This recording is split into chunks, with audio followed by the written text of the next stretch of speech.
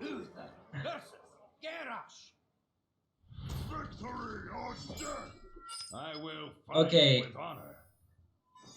The 4 mana crystals have to go. Yes, and the Bluegill Warrior is also never keep. You never keep Bluegill Warrior in this deck. Oh, really? Okay. No, you never keep it. No.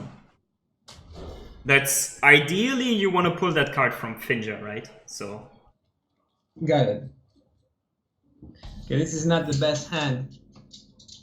which brings me to one point many experienced players still make suboptimally is the mulligan process. People keep cards that there you go, there you have your aggressive deck, right?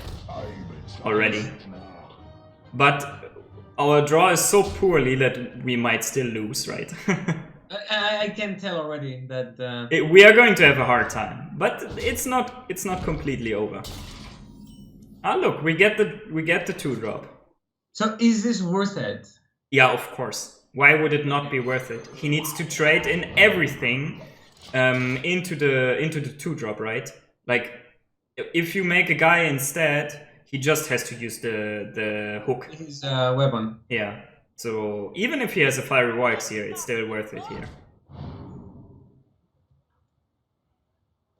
Okay, so next turn. Okay, actually, let me finish and then. No, yeah, I mean, obviously you can check for what he's doing, but you can still already talk about your next turn. That doesn't hurt. I was thinking of the War Leader.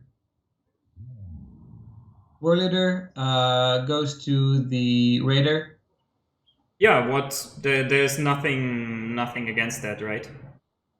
Even if he would trade here, I would still play the Murloc War Leader. Okay. Especially, we have no alternative, right?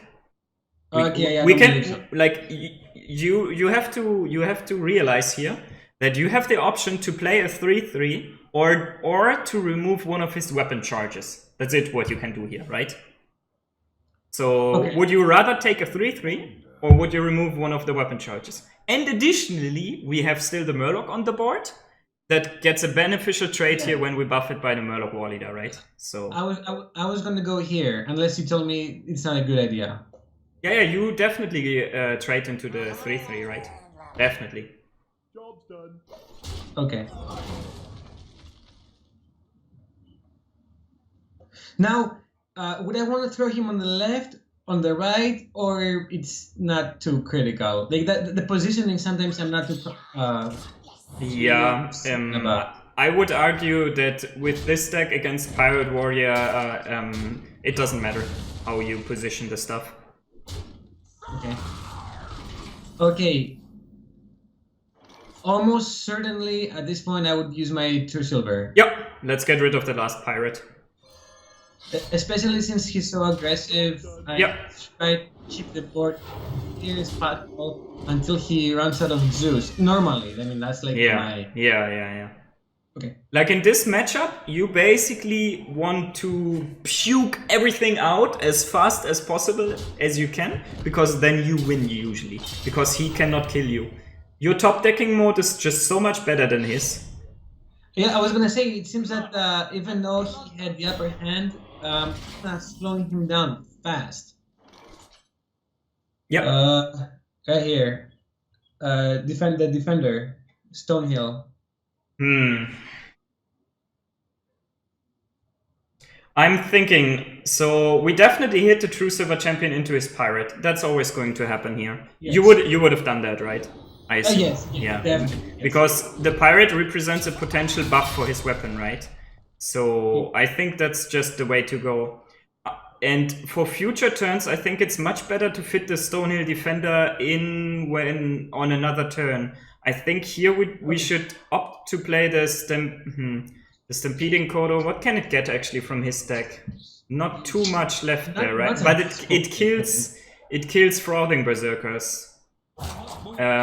It is very close here for me.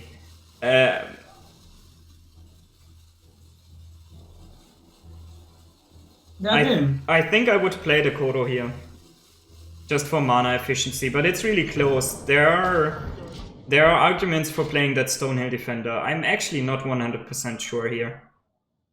Okay. Like it's very, very close here which one you want to kill. Yeah, which one you want to play, I mean. Yeah, actually, it might turn out. But we get rewarded, right? We get slightly rewarded. Okay, so here I think we have a variety of things. Most likely, this guy has to take the pirate, right? Yeah, the trade happens, right? We get rid of that pirate. Then, this True Silver is one play, but I feel like we're really bringing my life down, which is kind of risky with this guy. Yeah, let's start with Hydrologist, see what that gives us. Yeah. That might give us a way to tank a lot of damage. Yeah. Noble Sacrifice might be the key, I think, because I'm gonna be able to dodge a lot of damage. Yeah, let's take the Noble Sac. Or unless you want me to do Redemption and play my my defender, Stonehill Defender. I don't know if that would be. Yeah, but I think the Noble Sac is doing more work here, especially next turn. Yeah, okay. Oh. The problem is that the Redemption only does something if we get okay, we played a little bit quickly here. Let's do a small recap.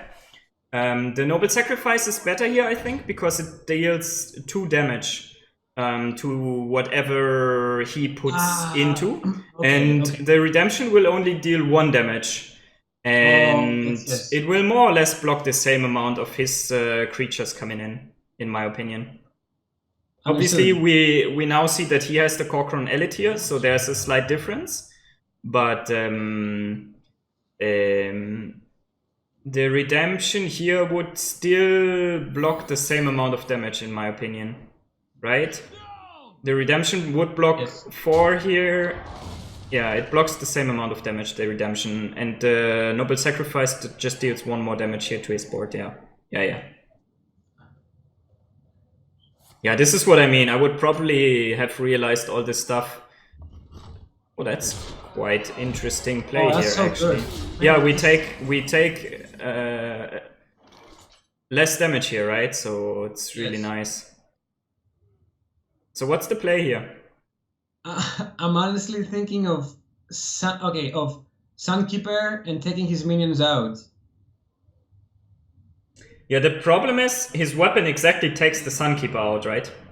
Oh yeah, I didn't realize. That's what I don't really like about that play. But I feel like we almost have no other options here. We have a risk one. What if I play the Murloc and then drop the... Yeah... no, that's probably the next turn play. We probably have to play Sunkeeper Terran here to just don't have to tank that weapon. I think the Tarim is right. It doesn't matter if you trade first or last. It's the same outcome, right? And it's crucial to remove the pirates, I think. Now he kinda has to use that weapon, so if he doesn't have exactly an additional upgrade, we are in quite good shape, I would say. I think we are able to outvalue him here. So, the one card on the left, he's kept since play 4, and then the other one was top deck. So he's saving 1 card, obviously, because he had so much mana and he didn't use it. So I'm assuming that's burst. Yeah, that's very likely burst. For me, I would probably use my True Silver just to gain some health. But I don't know. Like I don't know. This is like the point where it's like, do I want to do Murloc and... Well, we have a small chance to get a taunt, right? But I think that chance is too small here. I would probably agree and play True Silver Champion, like you said. And obviously, what do we play together with a True Silver Champion? You know it, right? No, I do not. Okay. What are the options then? I was gonna say I could do... Why would you play a 3-3 when you can play a 5-4? I'm questioning you. 5-4. The dinosaur. I would just play it. I would not wait for the taunt. I see what you're saying. We want to kill him quickly, right? We also have a decent amount of damage coming in his direction now, right? Yeah, see, this is a play I would not have done. Like, this is... Because whenever I played the Gentle Megasaur, it's like I tried to hit Murloc, but... Yeah, sure, but that's not always possible, right? So Correct. Especially against a match like this. Yeah. I can see what you're referring to. You're putting him on a significantly shorter clock here by playing your stuff. So I would do Bluegill, buff him with the rock pool. I agree.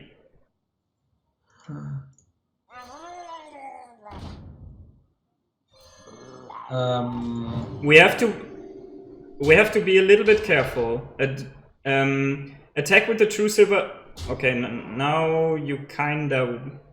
Oh. Because he didn't play any card, right? So. God.